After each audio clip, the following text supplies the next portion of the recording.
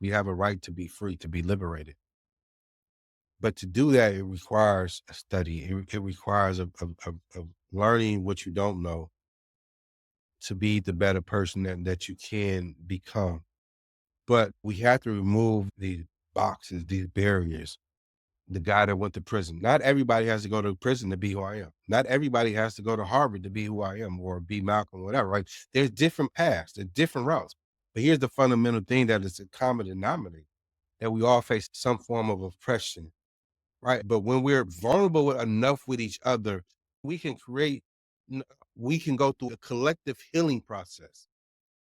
Healing is one aspect of it, but then there's the aspect that now, your words earlier, to be activated. We can't continue to be afraid to confront the things that has hurt us, confront the things that have oppressed us. Like, we've been conditioned to say, I don't want to watch another slave movie. I don't want to watch such and such because of the trauma and the pain. Sorry. Only way you heal that is by confronting that, by embracing. Because here's the thing, slavery is not Black history. Slavery is American history. You know what is Black history? How we responded to it, our resistance, our resilience, our courage, our determination. And we only can get that by looking at the beast in the face. And that produces the healing, that produces the love. If I only look at my mother through the lens of a welfare mother, then I won't see the good in her. I won't see the ability for her to go in that kitchen when there's only so much in that kitchen. She cooks a gourmet meal. And the gourmet meal is a result of the love. My inability to recognize my father for his goodness would not allow me to accept him, because I'm only looking at him as the young man that abandoned us. He wasn't finished. He continued to grow. And in his growth, when I needed him the most, it impacted me. But in forgiving my father, I forgave myself. I always get asked this question: what would I say to my younger self? First thing, I would hug my younger self. And I would say it's all right to be angry, to be more patient with my mother, to be more loving, more understanding, to be more thoughtful in things. The potential was always there. The light got dim because of the anger, because of the frustration. When I thought the grass was greener on the other side, the grass is greener by cultivating the best person who we are and accepting who we are. This is Social Justice Origin Stories. I'm your host, Rolando Tompkins Jones. Social Justice Origin Stories is a storytelling project that highlights personal stories and defining moments that have inspired individuals and organizations to labor for equity and social justice. Through truth-telling, the honest sharing of their experiences, storytellers teach us about themselves, enabling us to learn about ourselves and our world through their stories. By reconnecting with pivotal moments of activation in their lives, they invite us to do the same. At Social Justice Origin Stories, we believe that there's power in storytelling, and lived experience is experience. There's room enough for all of us to do this work. There are many ways to contribute, and our contributions don't need to be the same. We can enter and remain engaged in the work using the gifts that are special to us while supporting others and using theirs. We have the capacity to grow and change for the better when exposed to new information and experiences. We believe in our inherent worth and capabilities, and we possess the power to inspire and create change within ourselves and others. We can transcend the confines of the status quo to imagine and design more equitable and humanizing systems.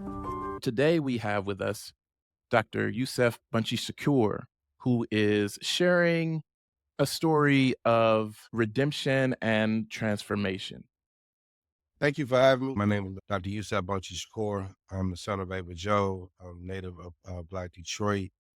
I run and operate the Mama Court Community House in my neighborhood, Zone A. I'm also the co-executive director at the Michigan Roundtable for Just Communities. What are some things that activated you in this journey of redemption and transformation? What activated me was the social circumstances of oppression, of exploitation, systematic racism, growing up in a patriarchal society where misogynist and sexist behavior, along with a welfare system that preyed on my mother. The social phenomenon of Black single motherhood emerging in the 60s, particularly becoming very prominent in the 70s. We talk about the absence of single fathers, then there's the question of can the mothers raise them versus the question of why the mother was left to raise them by themselves. But more importantly, how this society, from a policy standpoint, was weaponized to antagonize Black women and push Black men out. And as a result, it created this internal war. So my father, I went to search and find his manhood on street corners that ultimately led him to go to prison. And my mother trying to raise me and my three sisters, being stigmatized as a welfare queen, being stigmatized having three children by three different men, the shame that was all perpetuated. When I was a young boy, thinking that I needed my masculinity cultivated and nurtured by men led me to engage and hang out in the streets that developed me to become what I identify as a streetaholic, aka a street predator, where I ended up co-founding a gang in my neighborhood in the city of Detroit called Zone 8, which ultimately led me to go to prison for a crime I didn't do. And while I was on that bus on my way to prison, my mother prayed and prayed. And ultimately her prayers was answered, where ultimately I would meet my father in prison. And now that relationship that him and I would develop in prison will have a tremendous impact on redeeming and transform my life. So my mother praying was one activation, and my father rehabilitating himself was another activation. And through that activation, created a path of what I call redemption road. Uh, my redemption, my transformation, the direct result of my father redeeming and transforming himself, which directed me on the road that I could travel on how to transform myself. The picture of my background is Malcolm X, as many of us know. My father, we ended up being on the same prison after corresponding through letters. He introduced me to Malcolm as a model of transformation. So I began to develop a passion for reading. That reading activated me, and that reading activated me to the point where it led me to one of my first stops. I wanted to be a revolutionary. Every revolutionary is an activist, organizer, or educator. But not every activist, educator, or advocate is a revolutionary. And the difference is to be a rebel is a choice. It is a decision that I made. And the problem is sometimes who become revolutionaries or this higher thinking, we become arrogant, we become conceited because we have all this knowledge that's in our brain of how we want to try to fix problems, how we want to fix people because we begin to fix ourselves. And so as a revolutionary, you got to figure out how to do that. You may do it as an activist. You may do it as an advocate because at the end of the day, you got to figure how to, both of us being social workers, first thing you learn as a social worker, you have to understand the problem, but also in understanding the problem, you have to learn how to relate to people. And so relating to people challenged me to be an activist, challenged me to be an organizer, challenged me to be a father. But all these things are pushing me to be a better human being. That is the greatest activation. One of the pieces that's underlying a lot of what this project is about is recognizing where we can intervene, what our role is in doing that. And there's a variety of ways to do it. Even with social work, there's clinical, there's macro, there's community, there's policy. It's all intertwined. But then in what ways are we best positioned to use ourselves within that? That quote, not all educators are revolutionary. Say a little bit more about the significance of that for you. We didn't grow up in a time frame where revolutionaries was the norm, but I learned about it. I want to be the next Malcolm, or I want to be like Malcolm. I want to be like Fred Hampton. I want to be like Bunchy Carter. I want to be like Estada Shakur. To be like them or Angela Davis, I want is to be a revolutionary. And to be a revolutionary is someone, however they identify themselves, committed to making change. And change, there's no one way of change. There's multiple ways of change. Same way with getting to, we decided to go on a road trip. There's multiple ways to drive, fly there. You sit down and you design this. So again, as a revolutionary, the significant thing is how do I engage people? And I'm the first to admit I've been arrogant at points in my life on how to engage people. Now the question is, how do you humble yourself with your knowledge? What is the application of power? Are we talking about from an individual standpoint? If that's the case, that's another conversation. But within the context of social change, the application of power is about engaging people and moving people forward. And so the significance of a revolutionary, every revolutionary is an activist on behalf of the people. Meaning If they're organizing on behalf of the people, meaning if they're advocating on behalf of the people, but also fundamentally, they're helping to transfer those skills to the people. Because at the end of the day, if the people is dependent on me, then I'm doing a disservice to the people. With education too, if the people can't pick up what I'm saying and go out and do something with it, what are we even doing? You know what I mean? Mhm. And I think about that in the context of academia and the ways the language can be used in ways that is very exclusionary and intended to be. And if what we're talking about right now, yes, there are some aspects of it. This design is complicated, it's a long history, and are we able to communicate that with folks to where they can see themselves in the work? I can remember a part of my own origin story being an undergrad and a first generation college student. And I had a professor that broke down redlining to me Okay. and the history of that. Prior to that, I ran track in high school. I would run routes sometimes on the weekends or during the summertime.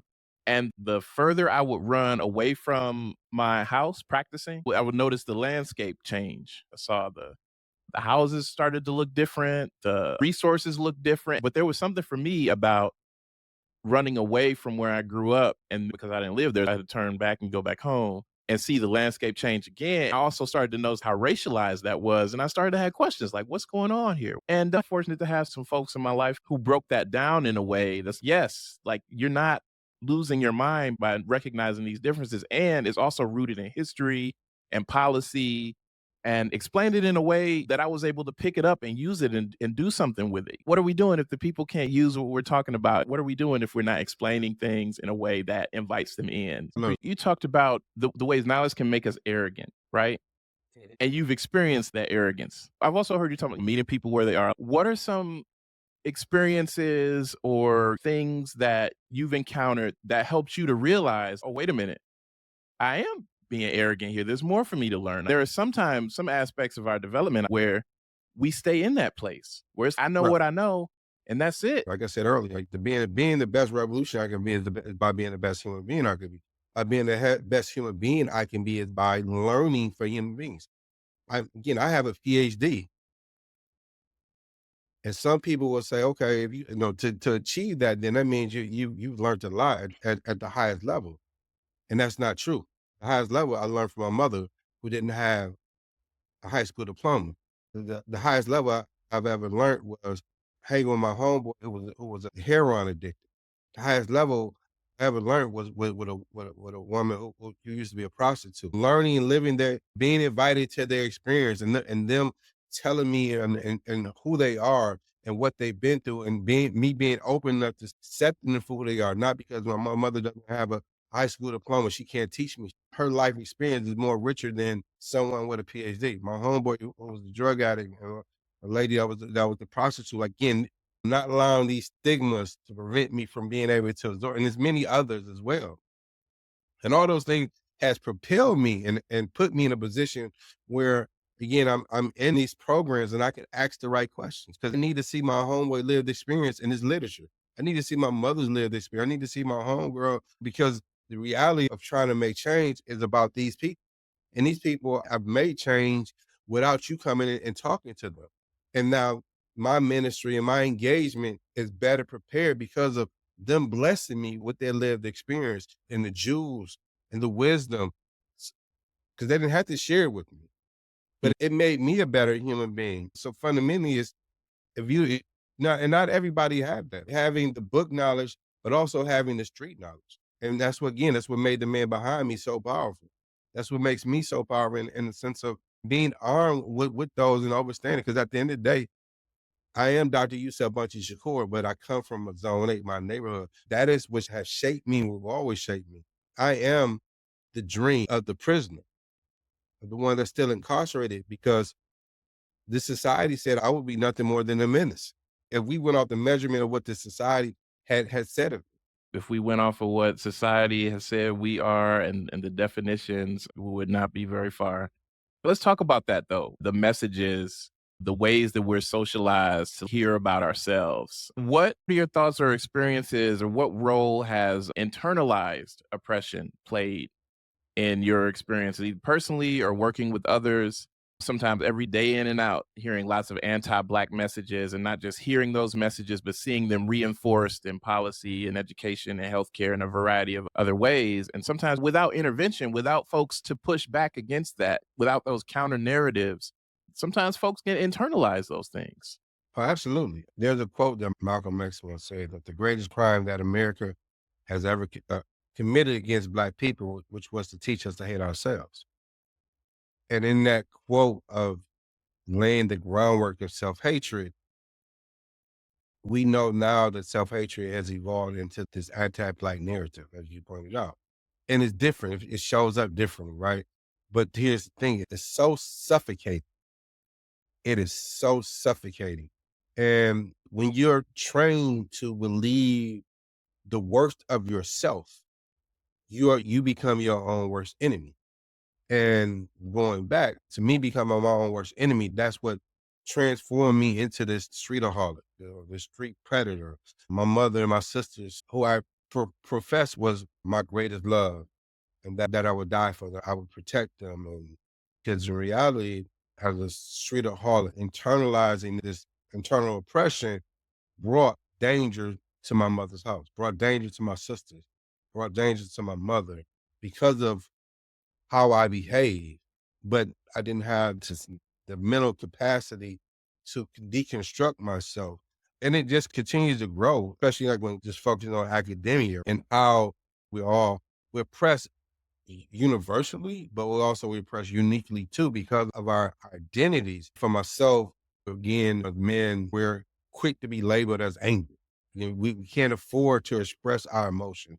We can't afford to show our discomfort. Like, oh, are you going to hurt me? What's wrong? Like, when everybody else has the right to be there, when we don't. Same with Black women, that they decide to express themselves, things of that nature.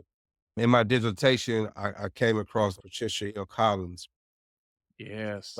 the author of the book Black Feminist Thought, and she's done a lot of work around controlling images. And this is what it boils down to: controlling images. These images of us have become so normalized, and it has always bothered me, but I didn't know how to name it. And to continue to grow in life, I developed a deeper understanding. Because again, as a child, I saw the looks, how people looked at my mother. I saw the looks, how people looked at me as a result of being my mother. And so fundamentally in my dissertation, breaking this cycle of self-hatred, which is a job that we do, we working on every day, was to, to understand my oppression, I must understand my mother's oppression. And understand my mother's oppression, that helps me understand my oppression because the person who had the greatest impact on my social and political development is my mother. 90% of my life has been centered, engaged, interacting with her. And so again, I grew up in that phenomenon of Black single mother. So that was a cloud that had followed me. And so in coming to the realization that I was convicted in the womb, I was convicted in the womb because of society, all these things that we jokingly say, but in reality, they have stripped us of our humanity. They have Mm. dehumanized us. And by standing in my mother's standpoint as a Black woman has allowed me to rehumanize myself. And in rehumanizing myself is also part of challenging the daily dynamics of internalized oppression because it shows itself up in our bedroom, it shows itself up at the grocery store, it rears its head wherever Black folks are at. 'Cause even on the professional level, there's this unwritten rule, like there's only enough room for one or two Black people at certain tables. Yeah. It's only, Yeah. man, brother, why you got them locks? You said, why you talk so aggressively? Why you ain't, and we're not fitting this mold. And this is the danger around this Black exceptionalism, the danger around embracing this so-called idea of concept of Black exceptionalism, which is nothing but a form of Black assimilation, where we can constantly moving ourselves of who we are to fit what white social norms want us to be, and which is another evolution of self-hatred, which is very sophisticated. Very sophisticated, very sophisticated. And it can sting when it comes from us as well. Thank you for sharing some of your experiences. I'm thinking of even some of my own. It's like, oh, I don't know if you want to grow those locks out, bro. I don't think they're going to hire you looking like that. Or even what you said around the dynamic that's created where some of us are conditioned to feel like we need to be the only one. We act out of that sense of I'm the special one. And what people Right. do to try to keep that spot. There's a cost to that. There's a cost to Right. that, to them as well. It's a hell of a cost Yeah. to try to maintain that. And again, it gives oppression. It builds this false social norm because reality, they knock it down. We're guilty before we've ever been recognized innocent. I'm talking about how Blackness is continuing to be intertwined into individual behaviors and how they hyper respond to us and then make us the face of certain pathology behavior when actuality is them. It's not us. We're just following their examples. Guilty, you're talking about like Blackness in general, our Blackness Yeah, yeah. because of our Blackness in this is the lack of value that has been placed on it. The trial's over before it even began. But look at Kwame. Kwame, again, I'm not a fan of Kwame. Kwame Patriarchy. The same thing happened to him. Right now, he did time, and Kwame Jaywalk is making the front page news. Kwame fart too long. It's making front page news. He was condemned the worst American in American history, and I'm pretty sure that there's a lot of other folks that can beat him out, right? But it's just the tagging of Black folks, the continued degrading. It was a public lynching. And let me state, they are self-responsibility because Kwame's brilliant. We're all brilliant in some way. And that's the value of knowing who we are. And we know who we are. We know we have to navigate this world a certain type of way. Not meaning like we got to be afraid or anything, but also, no, there's a target. They don't play with us by the same rules. I remember when I started doing my businesses and things, when folks didn't think I had a bank account. Folks didn't think I had a LLC. Again, I knew all those things was necessary. And I had someone do my taxes because again, they're looking for every small little loophole. I don't know if you ever heard of man, Yusef. I didn't know you was that smart. And I'm like, what smart looks like? Right. What do you think about what smart looks like? Because that statement that you just said reflected more on Right. your socialization than it is on me. Oh, I didn't know you was that. You need to get out more. You know what I mean? Like, Yeah. we out here. You need to get out more. But I will say with that though, because you also mentioned when you were opening up patriarchal society and that. So one of the things that I'm holding in the larger conversation about this too is sometimes I'm naming one to lift up. Sometimes I feel like for some of us, the end goal seems to be we want as Black men access to the same patriarchy and the abuses that come with that as white men have. And that shouldn't be the end goal. You know, it's like, oh, we want to be able to get away with some of the same things that they can get away with. And that shouldn't be the end goal. So sometimes I feel like that gets enmeshed and tangled up in like they responded to this quickly and they wouldn't have responded to the same thing if it was a white man that did it. And at the same time, if bro did the thing, it needed to be responded to. So sometimes I feel like in that defensiveness, there's also this recognition of, yeah, the rules are different from us. And for some folks, I feel like there's this extra step though of really we want to have the same access to stuff that the white guys have in terms of their own learning and development around how patriarchy factors into their life. I would just say factors into our lives as Black men. There's still some reflection that we need to have on the impact of that if we are to be fully humanized and realized people. I remember you opening up saying something in your earlier thoughts around who gets to have emotions, like who gets to show anger, and even the rules of that are racialized. I don't know if you have this experience, but I know I have. Like, why did some Black folks in your experience, hey, we laughing out loud, and then some folks might laugh and they laughing so much they might turn and run away. But that's connected back historically. We could not show those forms of emotion. So I'm thinking about all the ways I think that it's important to be critical and also name like, all right, yep, the rules are different for us. And if we doing the thing, we still doing the thing. And we need to think about how we need to change our buy-in to patriarchy in the ways that contribute to oppression, even within groups. You know what I mean? That's something that surfaced for me. I generally do feel like for some folks, the goal is I want to be able to do the same stuff that the white guys are doing.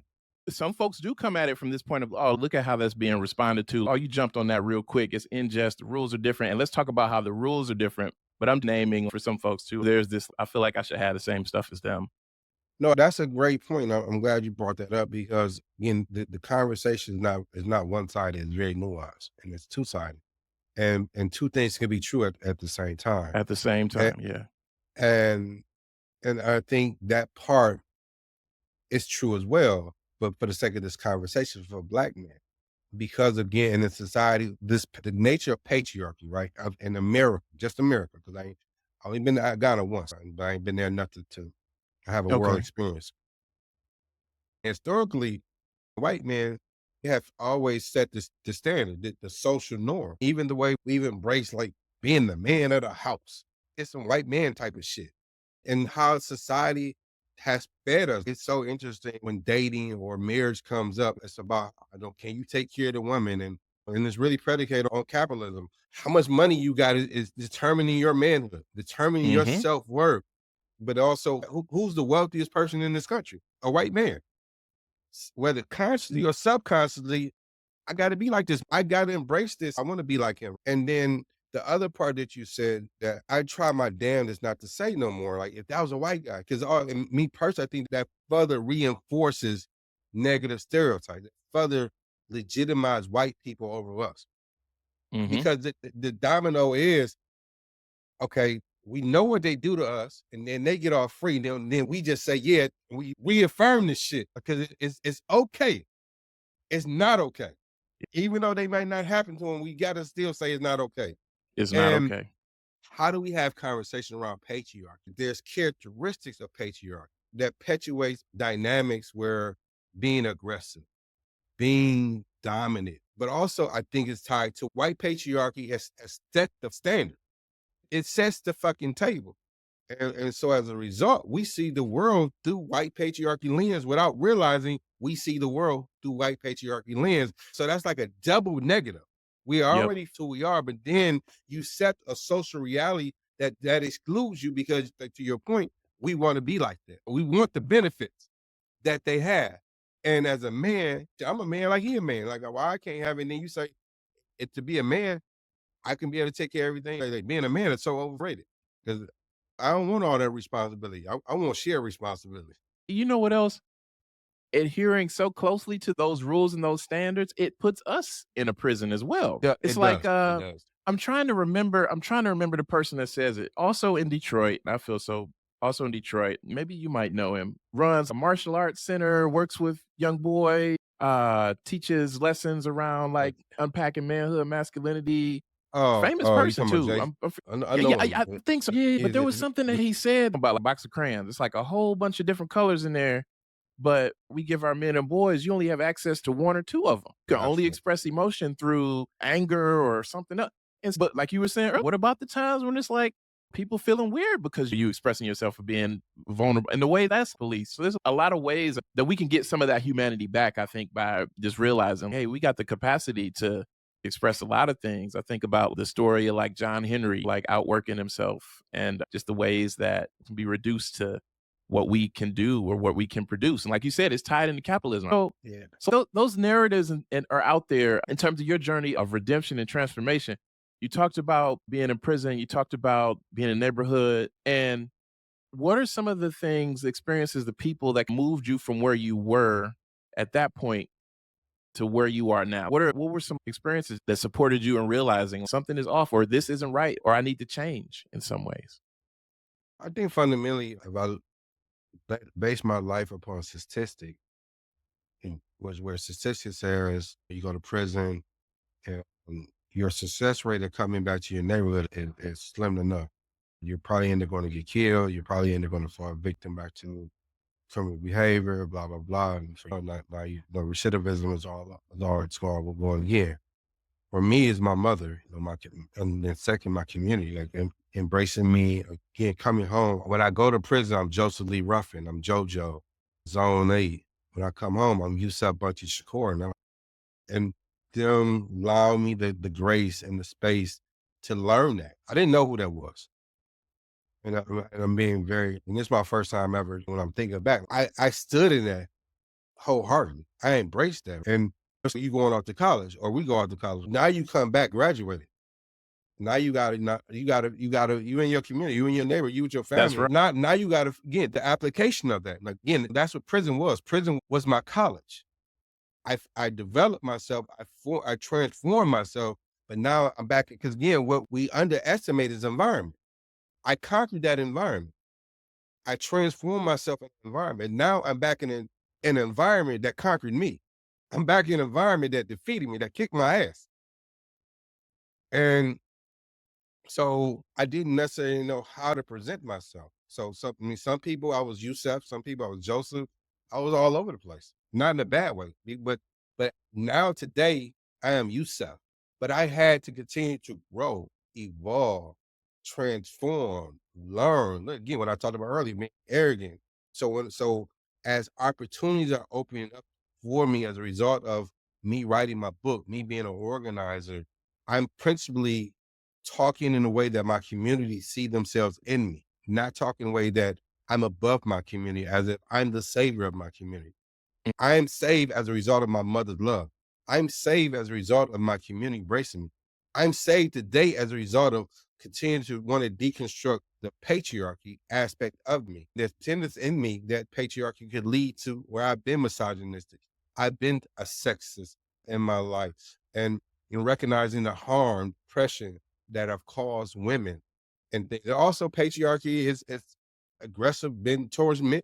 Because again, I want to be the top dog in the room. You say something to me, that's the mentality that Definitely, that yeah. you own as a man that makes you feel that you have to be aggressive. Having this conversation, challenging and deconstructing my patriarchy or my masculinity, it doesn't debase me as a man. It makes me better as a man. It's all part of continuing to grow. And I think fundamentally, my mother, I'll just conclude on this. You say impact. I had the opportunity to meet former Panthers. They came to Detroit. They were searching, looking around, and they discovered me. And they didn't know like how because my middle name is Bunchy. Al Prentice Bunchy Carter, who was the founding Mm. member of the LA chapter. So like, how a cat in Detroit know about Al Prentice Bunchy Carter from all the way in LA? So I mean, I was reading, I was studying. So they bring me out to Oakland. And I stay out there, and I come out a few times. And this one time, we supposed to go meet a woman. So I'm like, I mean, just like an organizer and things. So I'm like, man, we still going to see that chick? Because in Detroit, that's the lingo we use when we talk about women. So it's two black men in the front, two elders. They're both old enough to be my father. And they pull the car over, and they both turn around. We in the Bay Area, man. Like you can't use the word chick, bro. That is a very sexist, degrading term. I'm like, oh shit. I'm bad. Mm. But the point was to be an advocate, of women of dismantling misogynistic and sexist behavior, whether it was intentional or unintentional, is the responsibility of men, not only responsibility of women. So here was a teaching moment that they did. And this is where we can relate to certain white people. It's like, man, I may have done something racist, but I was ignorant in my racism. Like, all right, that's cool. That's fair. But if you don't grow in your racism, then you stay racist. You don't grow in your misogyny, you stay misogynist. If you don't grow in your sexism, you stay sexist.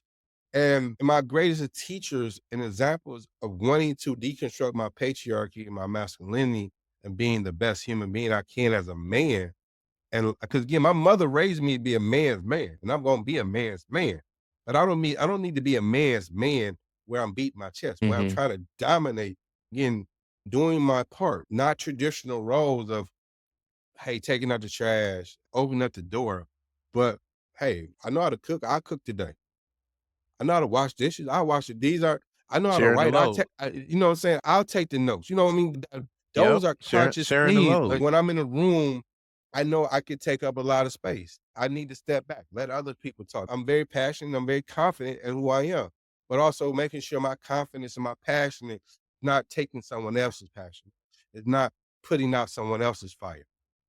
When you talked about going to prison and then coming back home, and then even college and coming back home, there's something about leaving an environment that you grew up in, it became a big part of your life, and then you changed when you're in this different place. But there's something about returning back to the place where you were before, and you've changed, but maybe some of the folks might not have. And so can you you say a little bit more about that? And I say this because even as an educator, some of the students I will have as early as their first semester would go home on these breaks and holidays, and they will have moments in some ways similar to what you would describe, like when you pulled over and they say, "Hey, you can't use this term is sexist, this term is misogynist." They will have similar experiences for other things where it could be at work or in the halls or whatever.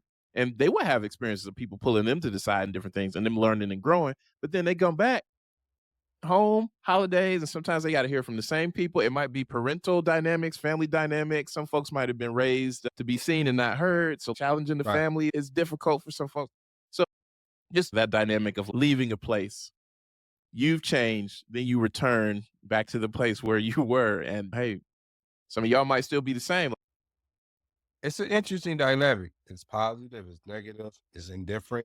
I think fundamentally what I've learned is, and this is whether I've been to prison or whether I've been to college, the common denominator is whatever our experiences is when we come back, and if someone hasn't left that environment, either you're going to push them to want to better themselves, or you're going to push them to reject you, because now again you're a mirror in front of them. And Mirror. beforehand, their complacency has been so accepted by them in their community.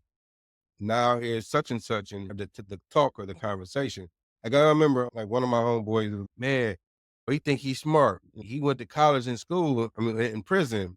You know, when they came back and told me, I just laughed because obviously he ain't know shit. Because when I was in prison, England took all the education programs. The only thing you can get into when I was in was a GED. And then another, when I wrote my book, the guy was like, "Oh, he's snitching," and this goes back to the other conversation that we was having, the anti-Black. These are forms of anti-Blackness. And this is, again, going back to the statistic. If I don't transform myself, if I don't have the values that I have, who you calling a snitch? 'Cause that's the worst, no, again, that's the worst thing you can be calling somebody in Mm, certain areas, and it can mm, get a certain response. Or who are you to be criticizing or critiquing my education? And now I'm back in the trap. Now I'm back into the old lifestyle, and I'm fighting or shooting with a guy because he questioned my Western life. And this is where we gotta grow above it, and the consistency I talked about earlier. Those same individuals, man, I love you now, bro. I respect you. I don't forget what they said, but I get it. I know why they said it, because of they ain't seen nothing like this. Because again, mhm. when we think about who come out of prison, unfortunately, many of them go back to being their old selves. I'm pretty sure, man, a lot of guys had bets.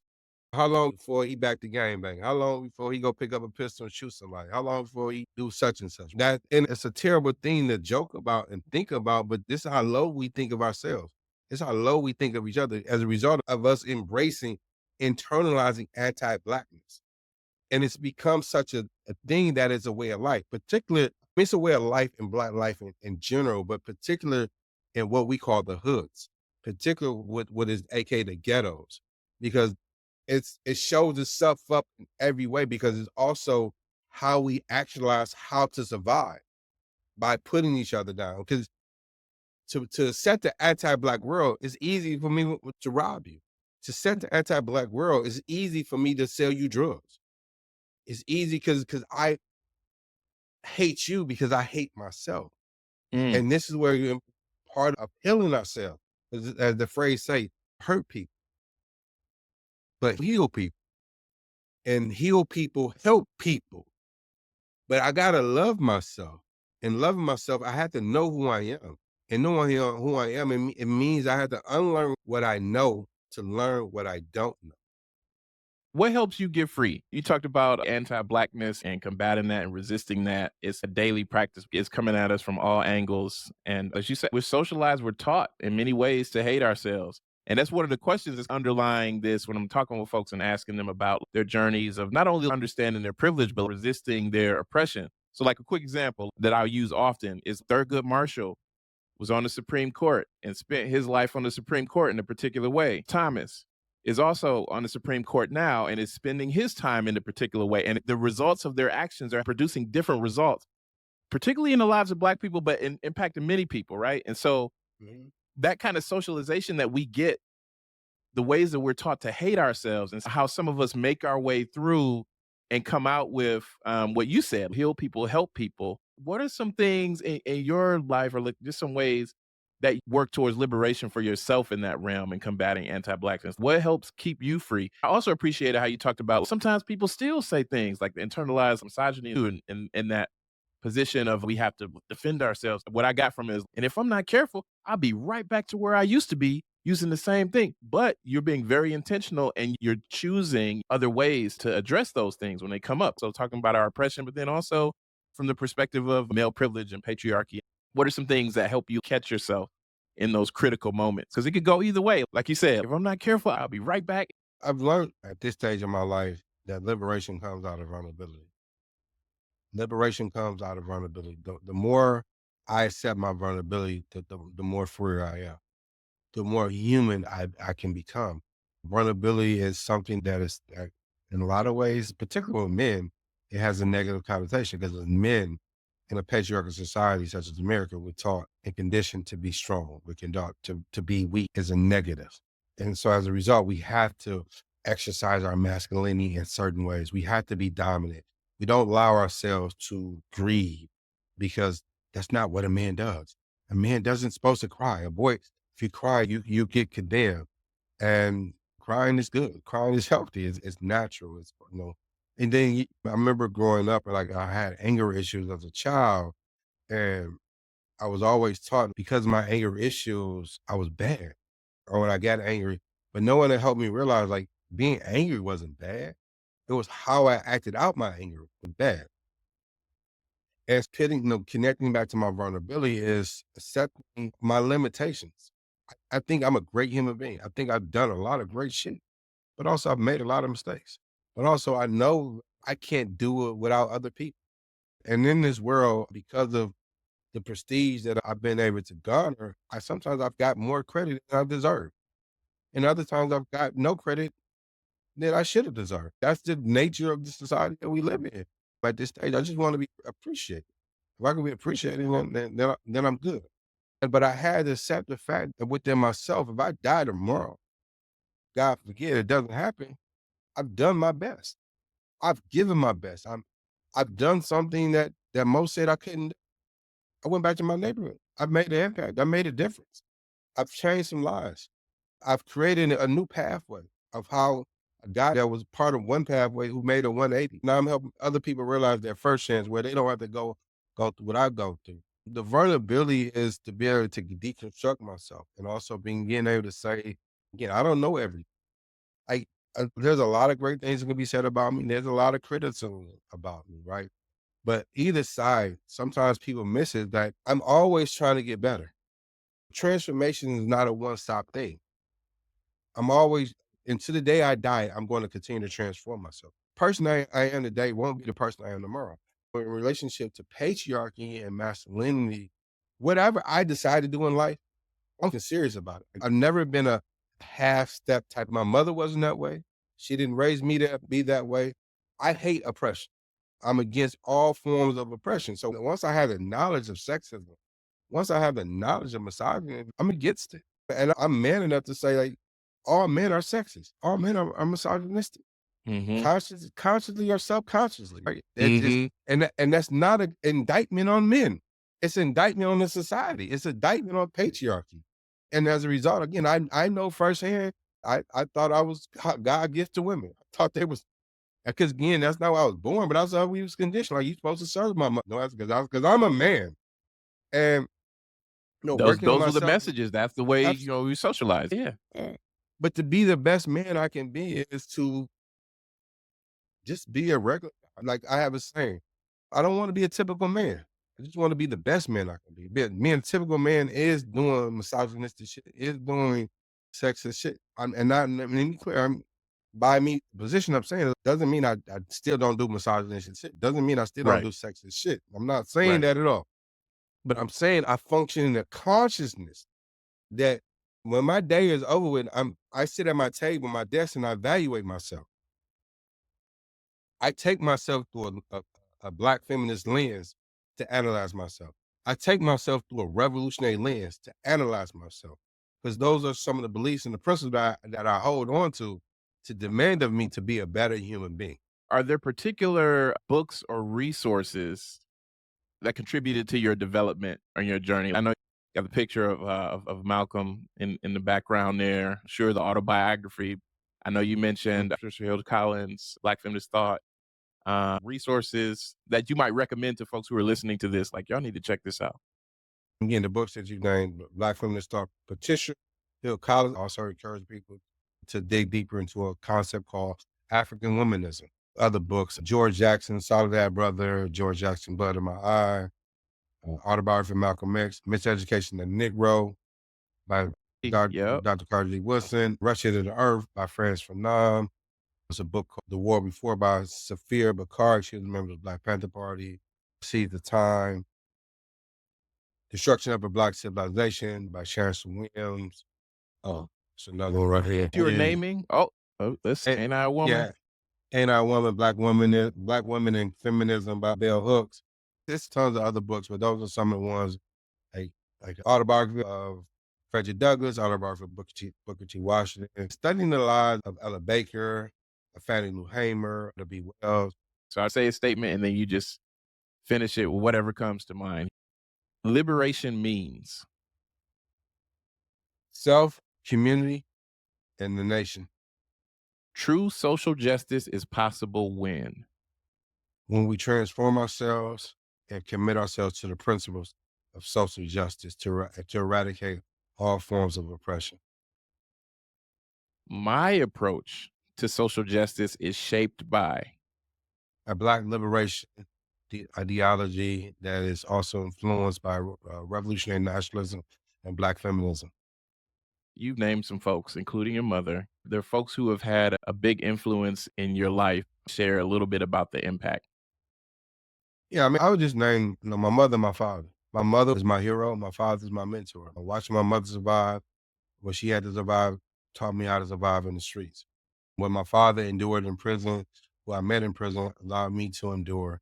And when I combine them, you have Dr. Yusef Bunchy Shakur, the person that this society said. When I was in a training school, and if you know anything about Maxi training school at the time when I went in the late 80s, you was required to take your GED. That was part of your requirement to earn your release.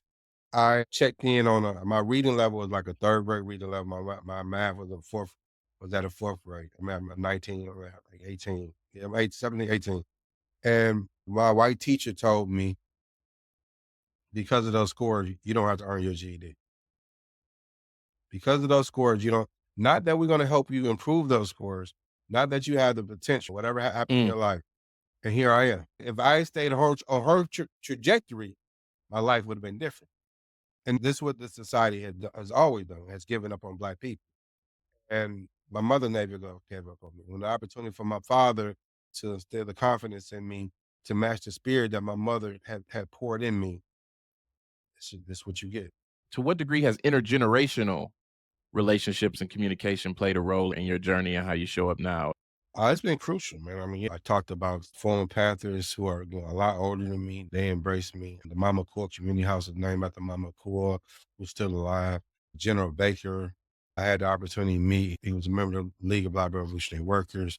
Grace Lee Boggs, who was the wife of Jimmy Boggs, Dynamite Revolutionaries, Ron Scott, a lot of the Panthers that Sekou Dingle, who just passed. All these individuals I have had a chance, Angela Davis, we didn't know chop it up a lot. Eddie Conway, these are all heavyweights. Max Stanford, these individuals who met Malcolm, other individuals who are very historical figures.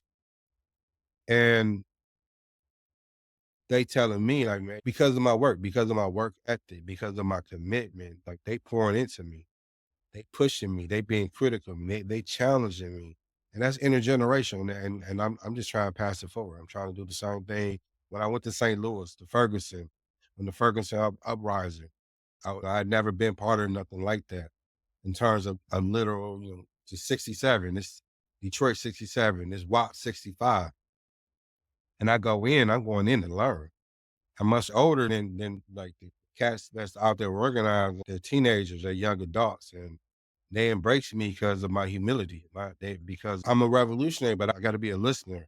And I learned, I grew. They learned, they grew, and that was intergenerational. But because I was influenced by individuals who wasn't threatened by my spirit, who wasn't threatened by my fire. I mean, let me be clear too. My flames, they went It was almost out burnt the there. Yeah, village. yeah, I yeah, ain't yeah. gonna lie. They was Okay. out there, but come on, sit down. Come on, sit down, young man. I ain't trying to put the flames out. We just want to contain them. And that's all you ask for, man. And see, that's a powerful thing that you just said, though. The flames was up there, right? And they didn't try to put the flame out. they pulled you in, took you under their wing, and they supported you in channeling that. That actually makes me think of the James Baldwin quote, right? To be a Negro in this country and to be Sure. relatively conscious, to be a state of race.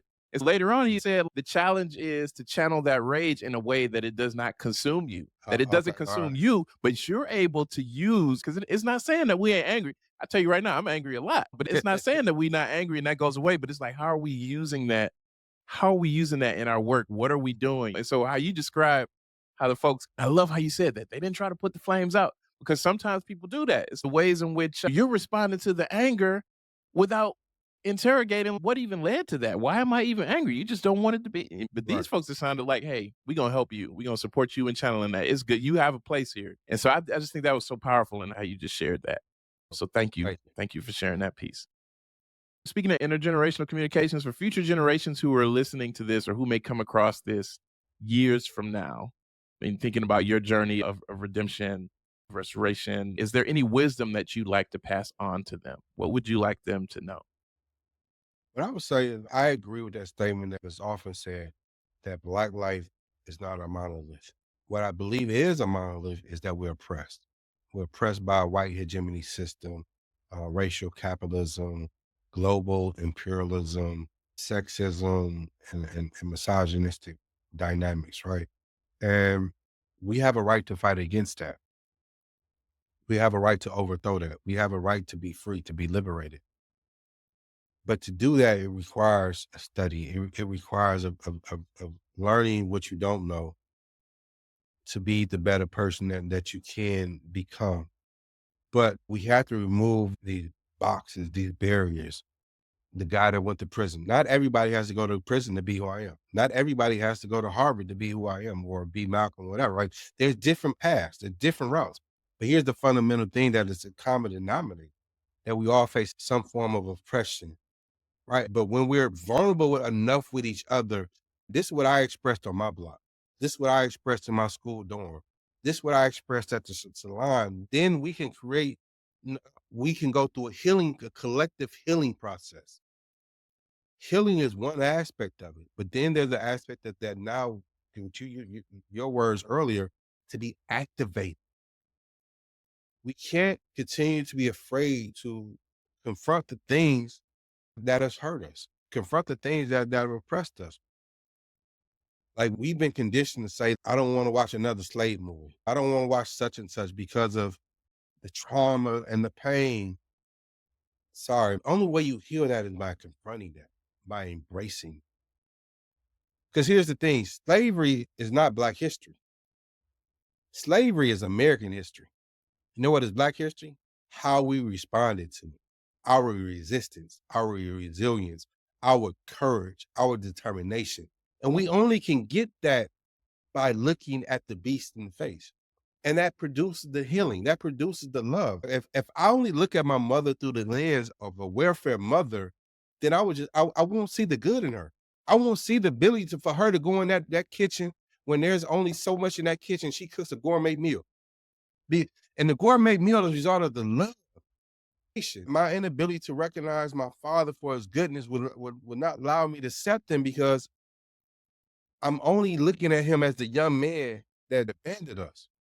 He wasn't finished. He continued to grow. And in his growth, when I needed him the most, it impacted me. But in forgiving my father, I forgave myself. And I'll conclude on this. I always get asked this question: what would I say to my younger self? First thing, I would hug my younger self. And I would say it was all right to be angry, to be more patient with my mother, to be more loving, more overstanding, to be more thoughtful in things. The potential was always there. The light got dim because of the anger, because of the frustration. When I thought the grass was greener on the other side, the grass is greener by cultivating the best person who we are and accepting who we are. So, and for future generations, knowing that we're accountable and responsible.